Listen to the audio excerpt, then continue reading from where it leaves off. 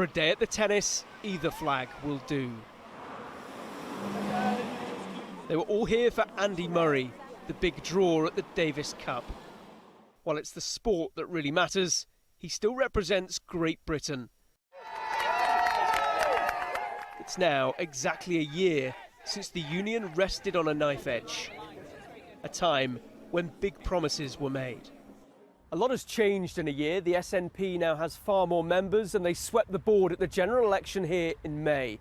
The Scotland Bill is passing through Westminster, offering new devolved powers on tax, law and welfare.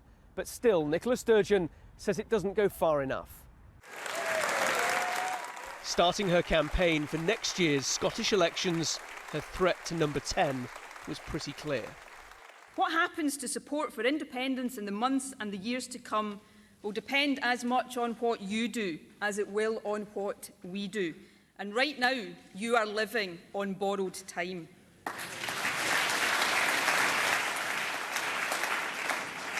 If you continue to ignore Scotland's voice, if you continue to disrespect the choice that people across this country made in May, more and more people will conclude that Westminster simply cannot deliver for Scotland. So it is your choice, Prime Minister. But know this, Scotland is watching. Those watching the tennis know a powerful volley when they see one. The way things are at the moment, I think she's just got to let them know this is never going to go away. It is going to come back and bite you. So don't count it out. I think it's just a matter of time. I think there is an appetite for it, and if the Tories keep doing what they're doing, then it's just going to snowball. I mean, what would you just have it every year? I mean, you could go on forever, couldn't you? Would it just go on until some people got the result they wanted?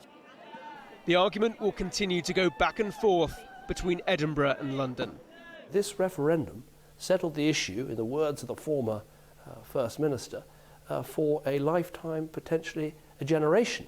And that's what I believe, that's what he said, and that's what we should stick to. Let's deliver the powerhouse parliament, but let's recognise the Scottish people spoke, and they said, let's stay together.